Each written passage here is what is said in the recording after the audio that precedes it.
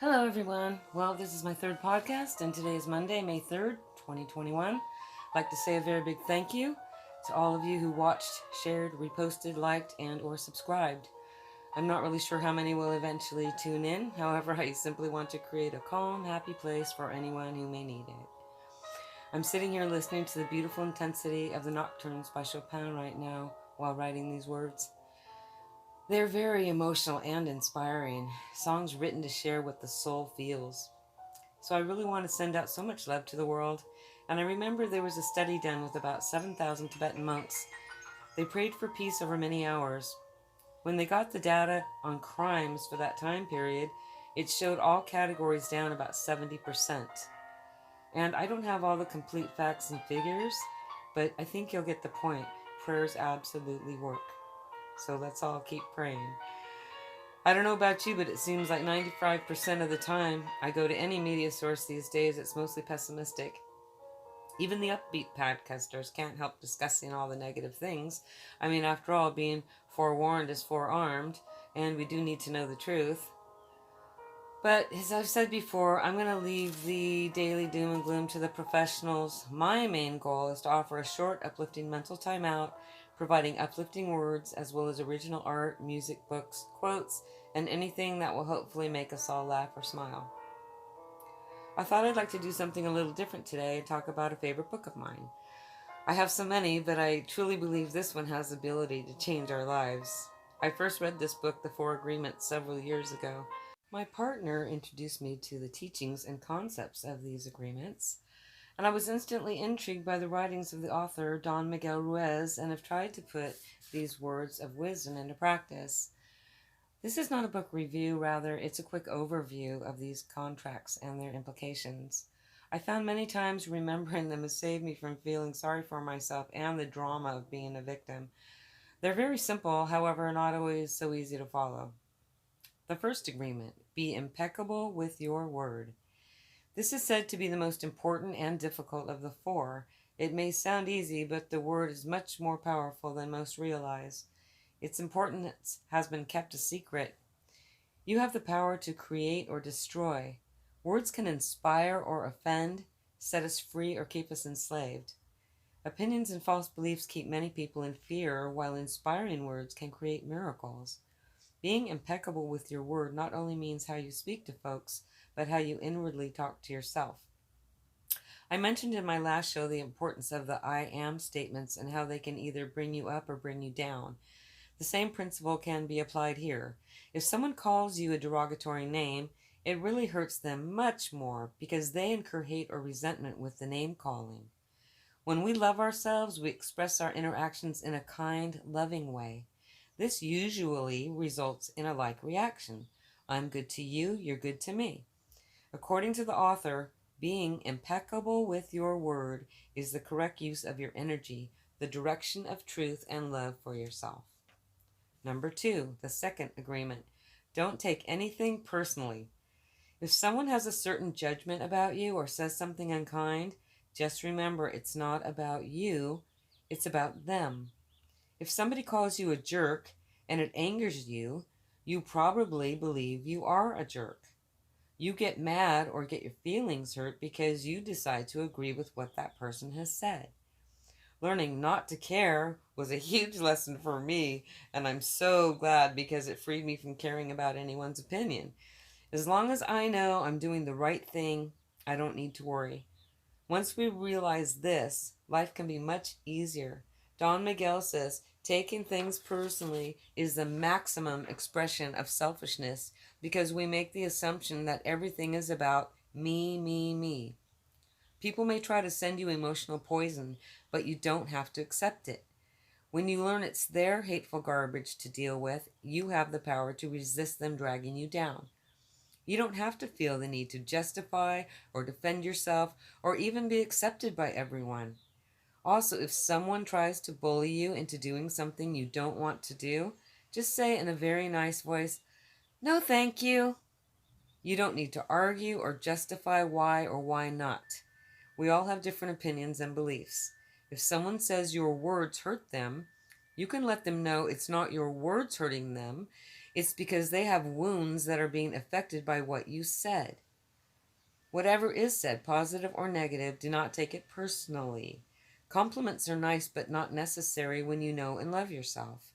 If you can learn to embrace this concept of not caring what is said about you, you can live life with inner peace and much happiness. It's not my business what people think about me. The third agreement, don't make assumptions. Well, I know I've been guilty of this many times myself.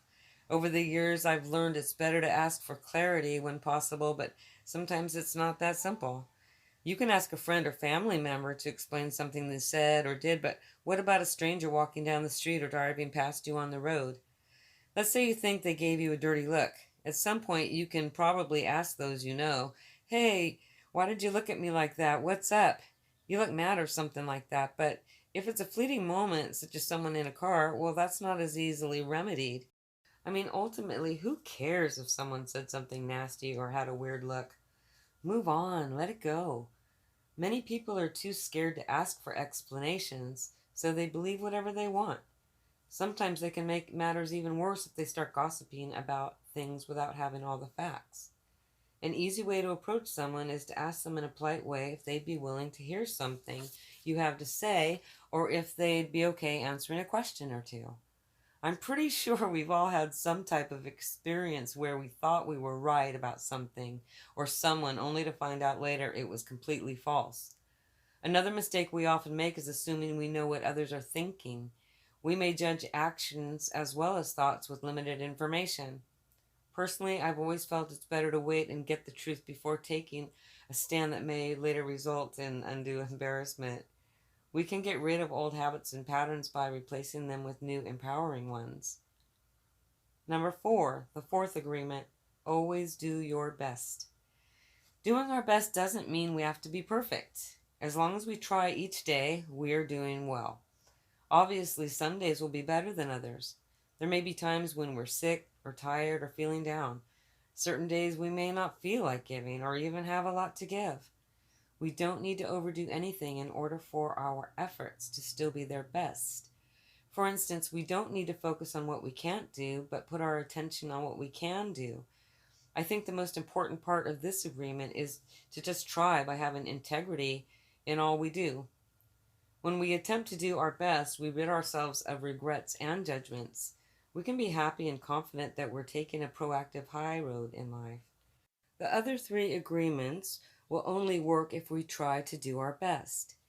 It takes time to learn and incorporate new ideas.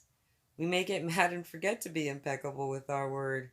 We may not remember to not take things personally. So doing our best can keep us on the right track without gaining perfection. Don't live in the past or worry about the future. All we have is this very moment. Live your life with good intentions, and we can always try each day to emulate these 4 agreements. This is just a quick synopsis of a very in-depth belief system derived from the Toltec. They were masters and students from southern Mexico who formed groups of scientists and artists known for their great knowledge. They developed their own society in order to preserve and investigate the spiritual truths of their ancestors. They considered it a way to fulfillment and happiness. Their ultimate goal was to share these tools so all could attain love and enlightenment. The lessons were hidden from the general population for centuries. The powers in control did not want this information to be accessible to the mass population. The book explains some of the struggles the masters endured in order to bring these agreements back to the people. We can see certain similarities, just like the information being suppressed today. I highly recommend you go read the 4 agreements if you're interested in learning more. It's a fairly quick read, a small book with only about 140 pages. There are several special prayers listed after the last chapter. You can go look them over to see if any of them resonate with you. These writings offer hope and encouragement, and it's an easy guide in practicing self-worth and self-control. I've taken the liberty of shortening the chapters in order to give a brief summary of the principles. I like this book so much I bought several copies a few years ago and gave them away as Christmas gifts. Let me know what you think. I'd like to present a book each month, ones that have changed my life or made a big impact. Please comment and let me know what your favorites are and why. Each week so far, I've offered a few of my favorite podcasts, and today I have a few more. The previous ones have been entertainment oriented, so I'd like to list a few more that are geared towards the professional, no nonsense type of news. Number one, The War Room with Steve Bannon. I started watching his show about a year ago and was amazed at the assortment of guests he interviews. He talks about all the current important topics as well as providing minute by minute updates. He's not afraid to tell the truth and has a tremendous loyal audience ready to help him at a moment's notice. The War Room's talented reporters and daily guests have impeccable resumes. You can get all the news of the day or week right here. Number two, Dan Bongino. Like Steve Bannon, Bongino has a huge following of true patriots. He has a background in law enforcement and worked as a Secret Service agent. His daily show attracts hundreds of thousands due to his outspoken demeanor and digging for the truth. He was recently given the honor of taking over Rush Limbaugh's radio show while still maintaining his own podcast. He's also a best-selling author who tackles the hot political topics. Number three would be Dinesh D'Souza. Here's another best-selling author and also a talented filmmaker. His documentaries are some of the most financially successful of all time.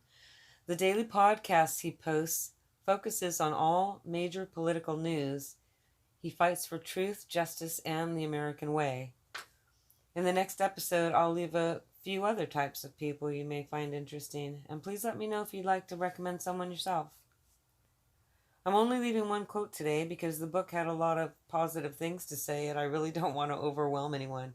However, I do feel like the quote below is in line with the 4 agreements, and that's why I've included it. Condemn nothing, love all. That is the secret. It can be so hard not to be judgmental. I've tried for years, and I admit I've failed many times. We humans sure do like to categorize and form opinions on everything. But a few years ago, I read something that really helped me get over this. I heard this woman say, when you start to judge someone or something, instead of forming a negative opinion, you can say to yourself, isn't this curious? For example, you see someone wearing clothes you disapprove of. Before saying something, think to yourself, it's different from what I like. How curious they choose to dress this way. It takes away the need to judge, and you'll feel better about yourself for not being unkind. You can take it a step further by asking yourself, why does this really bother me so much anyway? Well, I hope you got something positive out of hearing about these agreements. They can be a really good alternative way to live a happy life. Personally, I'm doing this show to hopefully add some joy to the world. I never just wanted to be a useless eater. I've always wanted to do something to contribute to the good in this world. I have plenty of other things I could do to occupy my time, and I'm not doing this for myself. If I can be of service, I'm happy to do so. I truly admire all the patriots who daily risk their lives and reputation with service to others. I'm trying to do this in my own way. May we all try our very best to be loving, caring, compassionate beings who enjoy supporting and uplifting as many as we can. What a wonderful world it could be. As usual, I'm going to leave you on an upbeat note. I was reading through the Reader's Digest a few days ago and found this cute short story. I'm pretty amazed and glad this publication is still around, and it's kept its original format by offering lots of good articles, funny jokes, mind games, and stories. It remains a good source of information and humor while holding on to traditional moral family values. So the story goes like this. An elderly grandmother was invited over to her son and daughter-in-law's house to have dinner. Afterwards, the wife presented the family with a delicious-looking pecan pie. When she was offered a slice, the grandmother politely refused, explaining how the refined sugar was really bad for her. It caused her extreme pain and inflammation because it made her rheumatoid arthritis flare up. Hearing her problem, the grandson felt bad that she wouldn't be eating any of the pie. He immediately got up and said he needed to go get something, and he went into the kitchen. After several minutes, he came out with a few pecans on a spoon. He came over and said, "Here, Grandma, these are for you." "Oh, thank you, sweetheart," she said, "but those nuts are covered with sugar, so I can't eat them." He quickly said, "Oh, no, Grandma, don't worry. There's no sugar. I licked it all off." Well, I'm about to sign off now, so please feel free to contact me or leave me a comment or a suggestion. I'm hoping my audience will want to engage with me at some point. Then we can discuss many things in the future episodes. Before I go, I am wishing tremendous blessings for all of us. We deserve the best. The best is yet to come. Cheers. The short intro music and the song you're about to hear are off my CD Dreams with my group Sugar Plum the Band. To hear more and see original artwork, click on the links below, and I'll see you next week. Bye-bye.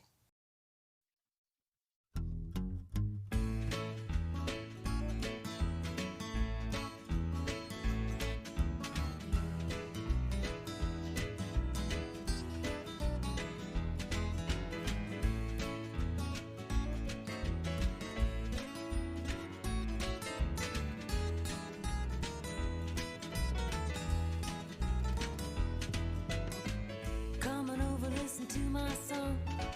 You might even want to sing along. Make you stay a while if it makes you smile.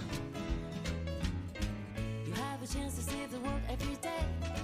Of all the people who come your way, a kindness or two will come back to you. Love is all that matters.